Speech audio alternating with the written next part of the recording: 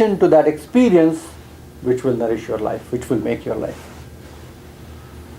Is that correct?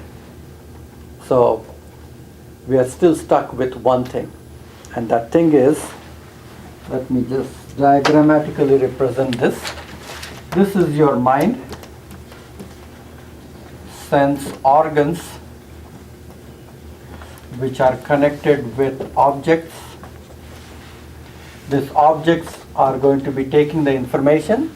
Sense organ is going to pass it on to the mind, and the mind is going to pass it on to your intellect.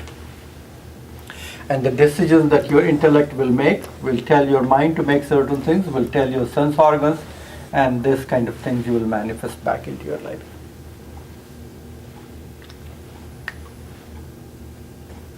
If this intellect is called as Mahat, Buddhi. Do you know these words?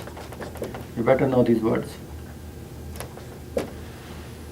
Anybody remembers Mahat Buddhi? The cosmic mind. Cosmic mind. And then it comes to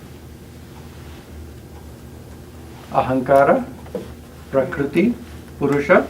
Remember that thing what we talked in the first class? Mm-hmm. So this is your outside world, which is shaped by your sensory faculties. By controlling and regulating your sensory faculties, you change the way your mind is behaving. The way you change your mind is behaving, you become with a refined intellect. The moment you become a refined intellect, you transcend your ego. The moment you transcend your ego, you become a part of this combination of Prakriti and Purusha, which is the source of all origin. And that's the cycle for enlightenment. To be in the right company, to be reading the right kind of books, to be doing the right kind of things. And when you are trying to align your thoughts and trying to change the things that you are observing and watching in life, and what is happening and what is your typical reaction is going to be, and then what you will attract back into your life.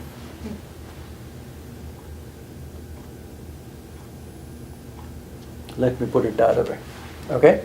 So for example, if your objective world is all about anger, violence, hatred, jealousy, material world, egotism, competition, all kinds of things which is like that, this is how your sense organs are going to be trained. You will train your sense organs that this is my world is all about. This is how your mind will become very rajasic. This is exactly how your intellect is going to be. And that's going to be even more egoistic for you to, instead of transcending ego, is going to create the situation where your life is going to be down the drain thereafter. When you are trying to hang out with the right kind of people, when you are listening to certain things which are healthy, vibrant, you are doing yoga, you are listening to certain things, eating organic food, having the right kind of company, that's what your sense organs will enjoy and start liking, and that's what you are training yourself. You're going to a yoga class, you're listening to certain spiritual music and things like that, you are cultivating your sense organs to like that. Is that correct?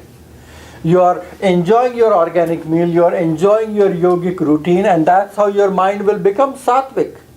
The moment it becomes sattvic, your intellect will become a sattvic, stable, healthy intellect, which is going to help you transcend the ego and the limitations what you have in your life, and going to allow you to be enlightened.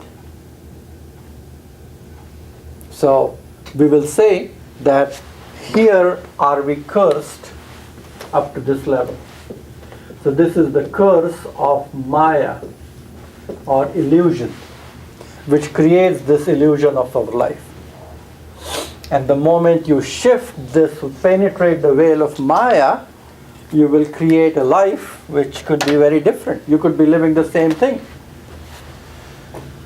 Before enlightenment, chop wood, fetch water. After enlightenment, chop wood, fetch water. Nothing changes. But you're a different person inside out. Doing it very differently. You will be still running around and doing your job and earning money and things like that, but you are doing it in a very different manner. Is that correct? Sounds That's how like it should be. Is that correct? It sounds really well. Everything you say sounds like it's already in you. Like you got it organized, and I don't. But everything you said makes all the sense there is. But for me, it's a different thing. I just need to put it all together, I guess. That's correct. It's easy said and done. It's very easy for me to lay this out and tell you that this is the way to do it. But it takes a lifetime to train yourself. There are two words. One is called as Shreyas, and the other is called as Preyas. Preyas simply means what is dear to your senses, what your senses like to do. I love chocolate, I love rice, I love kombucha. This is all dear to your senses. Love to watch movies, I love to hang out, I enjoy having sex every day. This is all dear to your senses. So, something which is constantly liked by your sensory faculties, that is called as preyas. And Shreyas means which is ultimately good for you. Which is ultimately good for you. Which is going to not liked only by the senses. It could be even unpleasant to the senses, but it might be a good thing for you to do.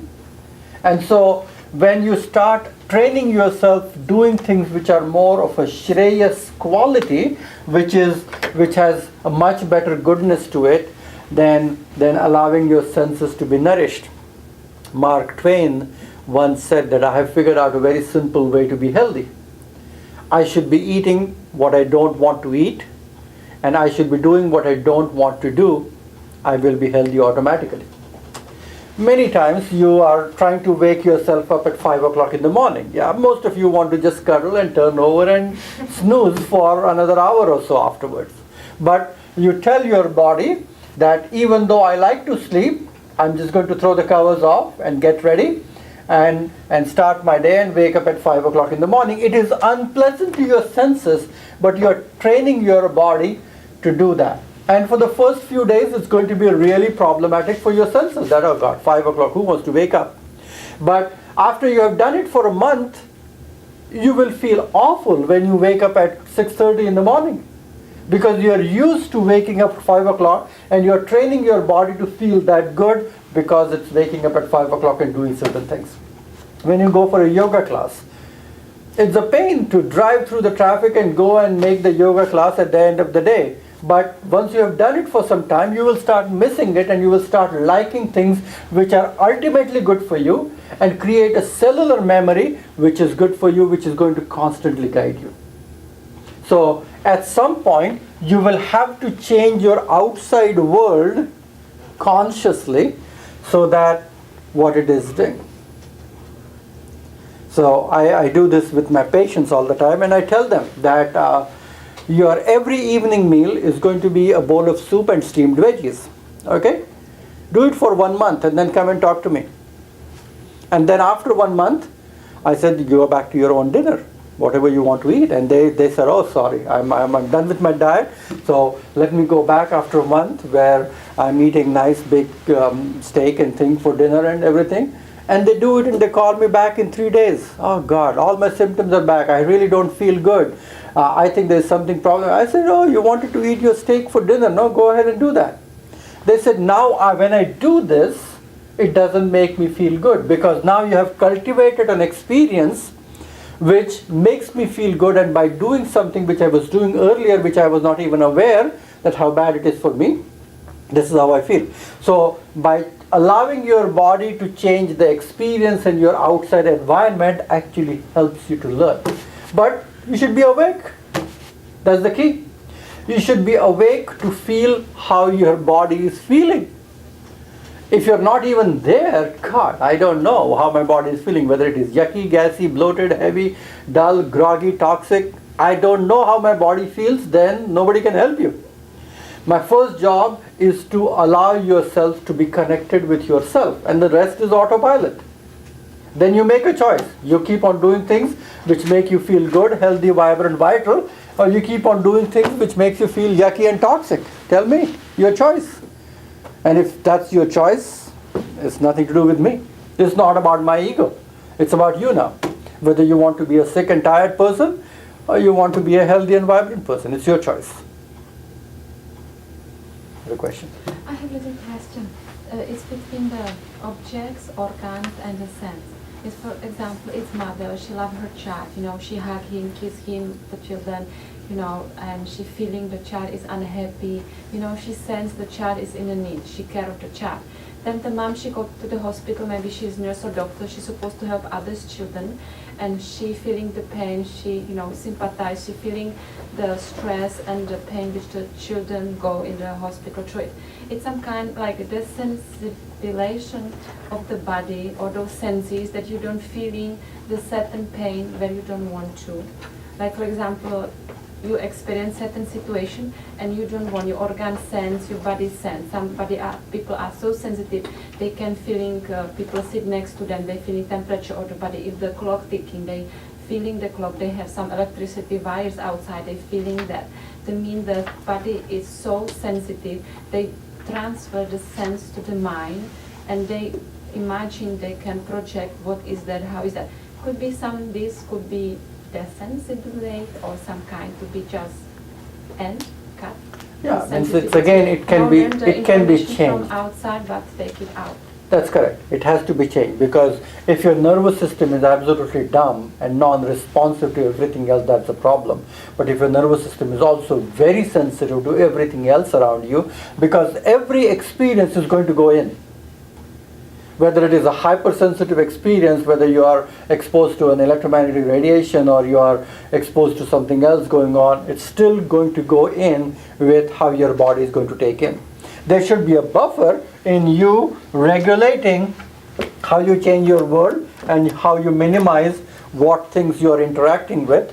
Then you're going to regulate your senses where you're not overusing, underusing or abusing or misusing your senses to a certain extent. And then you're going to do these inward practices of strengthening your mind to focus more on the Shreyas aspect of life than the sensory pleasure. And then that's how your intellect will get stronger. And once that gets stronger, then this hypersensitivity would get reduced. Then your ability to find peace in the changed atmosphere is very different. Just to give you an example, I had a lady who was who was going through an issue with relationship problem. She was talking about her husband, and the challenge with this husband was he was really working hard. Okay, he was doing really two different jobs, 2 kids. One going to college, the other in high school. He wanted to make sure that everybody is well fed and everything like that, and he was working really hard to do this. The only complaint this lady had, that the husband doesn't have time for her. Okay, he used to come home pretty exhausted and tired, and many times they did not have enough good quality interaction and everything with themselves. And she was constantly blaming him that he's very materialistic, he's doing everything for himself and for earning money and things like that. And there was a constant.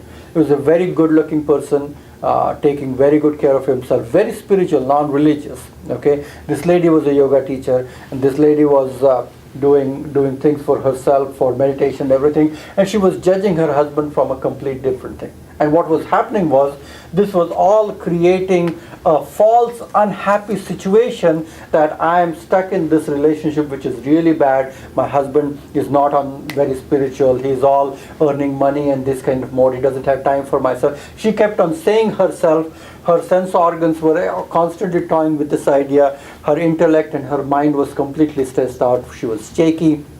She had multiple issues which was related with an anxiety disorder, and her intellect was almost making decisions which was constantly toying idea, I should get out of this relationship and this is not good for me and things like that.